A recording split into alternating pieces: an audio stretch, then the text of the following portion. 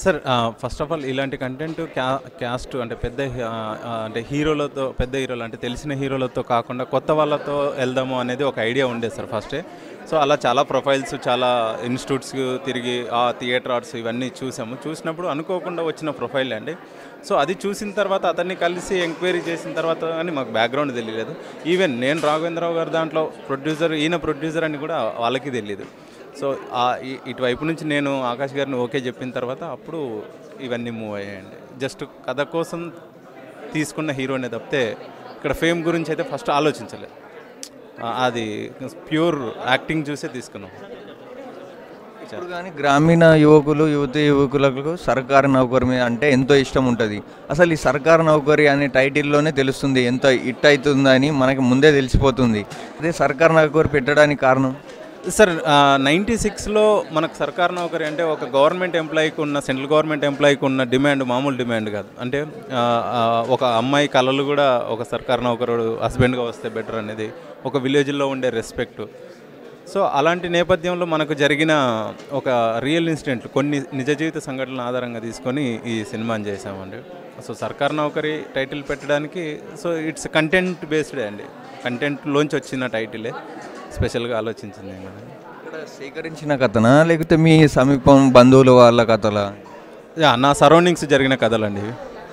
దాన్ని కొంచెం మనం ఒక 10% ఫిక్షన్ చేసి సో అలా చేసింది. గ్రేట్ డైరెక్టర్ రాఘవేంద్రరావు గారు మీకు ఏమైనా సలహాలు సూచనలు చేశాడా ఈ సినిమా తీసే సమయంలో? ఆబ్వియస్లీ కదండి. ఆయన అంటే ఇప్పుడు లేదమ్మా మీరు చెప్పిన కథే బాగుంది మీరు చెయ్యండి అంటారు, కానీ 100 సినిమాలు తీసిన ఎక్స్పీరియన్స్ ఉంది.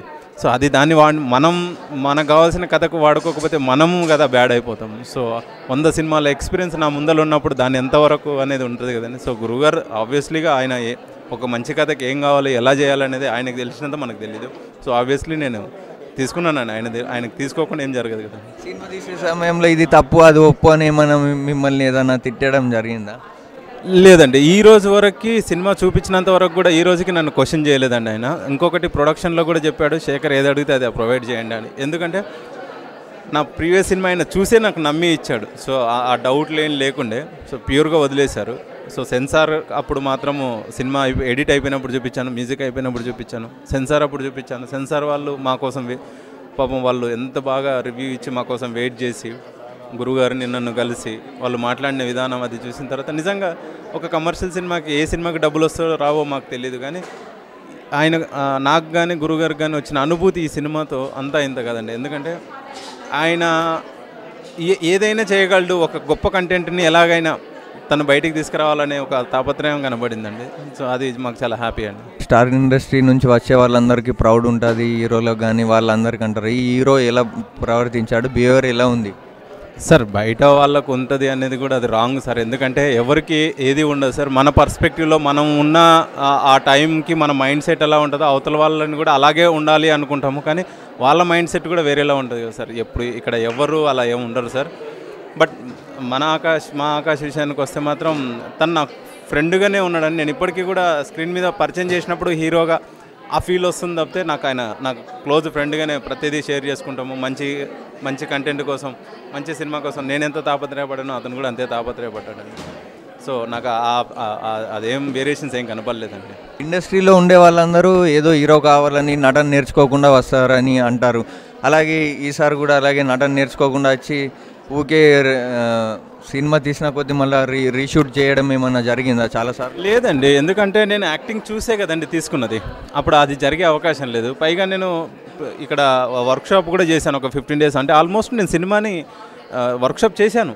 నాకు అక్కడికి వెళ్ళిన తర్వాత వాళ్ళకి ఇలా చేయాలి అలాగా చేయాలని కాదు, వాళ్ళు ఇంప్రూవైజేషన్ ఏం చేయగలరు అనేది వదిలేసాను. ఇక్కడ నెంబర్ ఆఫ్ టేక్స్ అనేది కెమెరా నేనే, డైరెక్టర్ నేనే, రైటింగ్ నేనే. సో నా పరంగా కూడా జరుగుతాయి కదా. సో టేక్స్ అనేది ఏంటంటే ఒక గొప్ప అంటే ఒక కంటెంట్ని ఇంకా గొప్ప లెవెల్కి తీసుకెళ్ళడం. కొన్నిసార్లు నేను ఒక షాట్ బాగా తీసినప్పుడు లేదు దీన్ని ఇలా తీస్తే ఇంకా గొప్పగా ఉంటుందని నా వల్ల కూడా 1 take అవ్వచ్చు. లేదు వాళ్ళు నేను లేదు అక్కడ ఐ బ్లింక్ అయిందో లేకపోతే ఇంకోటో నేను ఇంకా బెటర్గా చేయగలను, అలా టేక్స్ అవుతూ ఉంటాయండి. అదేం పెద్దగా సినిమా ఇండస్ట్రీకి సంక్రాంతి అంటే ఎంతో సినిమాలు హిట్ అయితే చాలామంది వస్తారు జనాలు అని తెలుసు, కానీ January 1st రావడానికి కారణం ఏంటి? సార్ అది పూర్తిగా మార్కెట్ స్ట్రాటజీ అండి. అది డిస్ట్రిబ్యూటర్స్ నిర్ణయమే అది. దానికి అలాంటి దానికి లేదు. బట్ ఒకటైతే చెప్పగలనండి, ఏ సినిమా అయినా సరే ఏ ఏ పండగ సార్ సంక్రాంతికి వచ్చేది లేదా దసరాకు వచ్చేది లేకపోతే ఇంకొక దానికి వచ్చేది అన్నీ జనాలు దేన్ని ఆదరిస్తారో దేన్ని ఆదరించారో అది మన చేతుల్లో ఉండదండి. ఏ టైంలో వచ్చిన మంచి సినిమాని ఎప్పుడు ఆదరిస్తారు. అలాగంటే బలగం సంక్రాంతికి రాలేదు కదండి.